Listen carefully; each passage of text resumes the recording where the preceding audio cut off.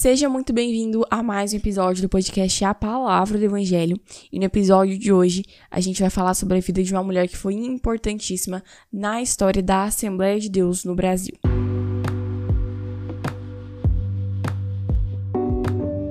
Eu me chamo Aimee e eu apresento esse podcast desde o ano de 2021, em que ele foi criado. A Palavra do Evangelho tem como objetivo propagar as boas novas de salvação e te ajudar na sua caminhada em seu dia a dia com Jesus. Eu espero que você goste e seja edificado por esse conteúdo. Não sei se você adivinhou quem é, simplesmente por eu ter falado isso. Se você conhece muito da história da Assembleia de Deus, acredito que você deve ter acertado, mas estarei falando sobre a vida de Frida Wingren. Ela foi esposa do Gunnar Wingren, um dos homens de Deus que iniciou a Assembleia de Deus aqui no Brasil, inicialmente no estado do Pará, em Belém, mas nós estaremos falando basicamente mais focado na vida dela nesse episódio aqui. A Frida nasceu no dia 9 de junho de 1891, no norte da Suécia. Não me arrisco a dizer o nome da cidade, porque eu não vou saber falar.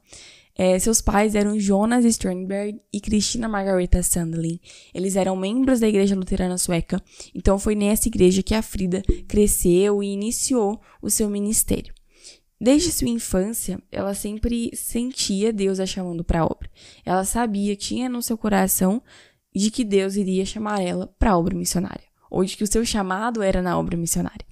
Então, tendo conhecimento disso, ela decidiu se preparar. Então, ela começou a fazer um curso no Instituto Bíblico Sueco, se dedicando à enfermagem e à arte fotográfica.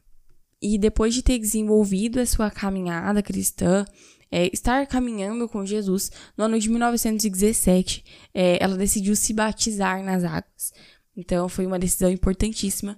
E em março do mesmo ano, ela também recebeu o batismo com o Espírito Santo e o dom de profecia. É muito incrível e interessante de perceber como que na vida da Frida, as coisas acontecem de uma forma muito rápida. E a gente vê a mão de Deus na vida dela. A gente vê Deus provendo, mais pra frente eu vou falar mais sobre isso, mas a gente vê Deus liderando e direcionando cada passo que ela dá. Então, no mesmo ano, no ano de 1917, ela conheceu Gunnar Wingren, que viria a ser seu esposo. E uma curiosidade, que não sei se vocês sabem mais, Frida Wingren, ela teve uma revelação do Senhor, ela teve uma visão, ela não conhecia, nunca nem tinha visto o Gunnar antes, e ela teve uma visão de que ele seria o marido dela. E ele também recebeu uma revelação, enquanto ele estava nos Estados Unidos, uma profecia de que a esposa dele seria Frida. Então, eles se conheceram, namoraram, e já no mesmo ano, em 1917, no dia 16 de outubro, eles se casaram, né, dando início à vida matrimonial deles. E o interessante é que os dois tinham a mesma chamada, então, da mesma forma que Wingren estaria vindo para o Brasil, ela também veio para o Brasil. Ela veio mais precisamente no dia 3 de julho, aos 26 anos, e o Wingren, ele chegou aqui em agosto, e eles já se casaram em outubro. Mas eles começaram o seu ministério e o seu casamento praticamente no mesmo ano, né? E ali, a gente vê que nesse período ela se esforçava muito, até porque ela era sueca, e o sueco ele é bem diferente do português, não é como o francês ou o italiano, que é um pouco mais próximo da nossa língua. Então, o sueco ele é bem diferente, e ela estava ali aprendendo o idioma, começando realmente a viver a vida aqui no Brasil. E eu imagino a dificuldade em que eles enfrentaram, porque naquele período, em 1917, há mais de 100 anos atrás, não havia tradutor igual tem hoje.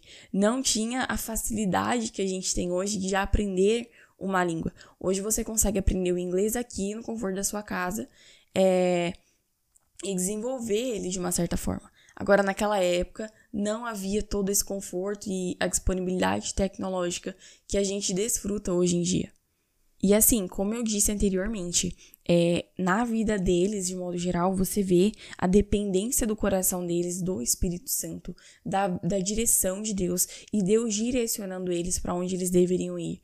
Eles passaram inúmeras dificuldades, não apenas nesse período, mas na vida deles, de modo geral, eles tiveram muitas dificuldades financeiras. Na saúde, a gente vê inúmeras vezes, né, a Frida ficando doente, o Gunnar ficando doente, ou o filho deles ficando doente. E a gente vê Deus provendo na vida deles de uma forma sobrenatural, com curas, com milagres, com provisões, de modo que Deus, ele realmente confirma aquilo que ele disse que iria fazer na vida deles, né? Então, Deus, ele leva eles ao campo missionário e Deus é quem sustenta eles ali também. E eles continuavam firmes, eles continuavam perseverantes. Eles faziam muitos cultos evangelísticos também. Algo que me chamou muito a atenção é que eles faziam cultos na casa de detenção no Rio de Janeiro.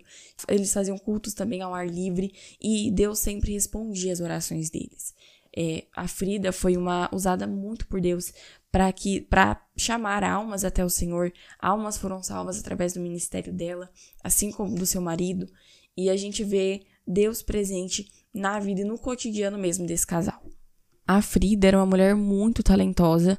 A gente vê que além dela auxiliar o seu marido no ministério missionário, nos cultos, nos evangelismos, ela também traduzia alguns hinos da harpa cristã, ela traduziu alguns hinos e escreveu outros, né? Por exemplo, o hino 515, o hino 121, 397. Esses hinos da harpa cristã e vários outros foram traduzidos ou escritos por essa mulher. E ela também escrevia para o jornal, que era o jornal sueco, e também tinha o Jornal Nacional. O Jornal Nacional, no caso, que era publicado e divulgado aqui no Brasil, que era o jornal Boa Semente. E ela escrevia muito bem, era muito direcionada e guiada por Deus naquilo que ela escrevia. Então, a vida e o ministério dela foram muito importantes na história da Assembleia de Deus. Ela morou em várias regiões do Brasil, morou inicialmente no Pará, depois ela se mudou para o Rio de Janeiro. Enfim, eles mudaram muito aqui dentro do território, mas eles sempre estavam envolvidos na obra, dando o seu melhor.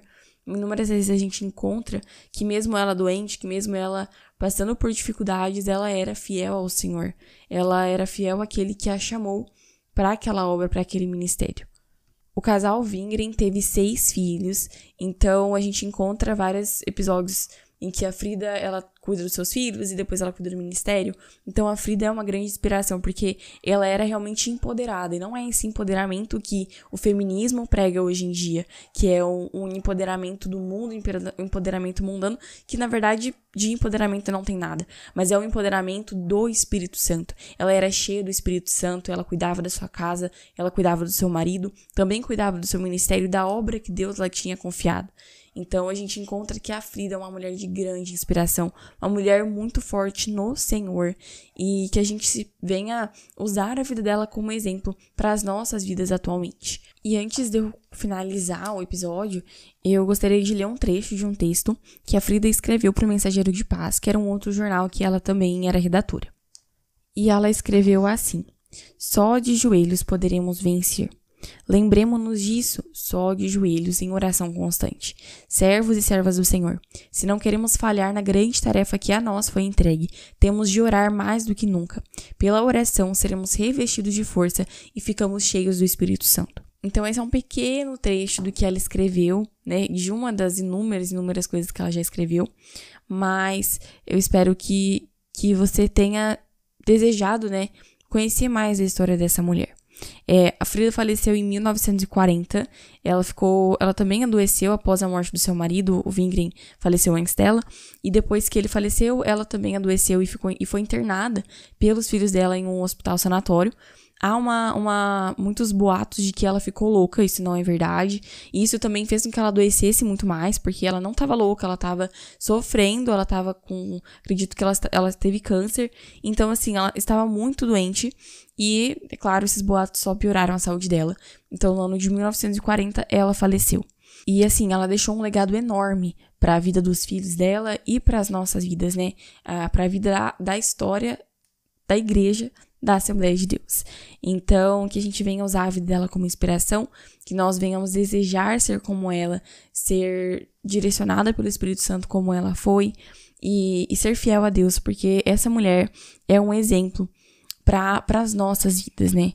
E o livro que eu usei para me nortear, usei como base para esse episódio, é o livro Frida Wingren, escrito pelo Isael de Araújo, da editora CPAD.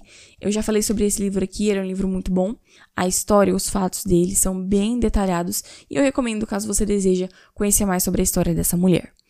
Muito obrigada por ter me escutado até aqui. Não esquece de seguir a gente no nosso Instagram, @palavradoevangelho_. O link tá aqui embaixo no box de informações do episódio. E, por favor, responde a nossa enquete que tá aqui embaixo. Nos ajude, compartilhe com mais alguém esse episódio. Que Deus te abençoe e até o próximo episódio.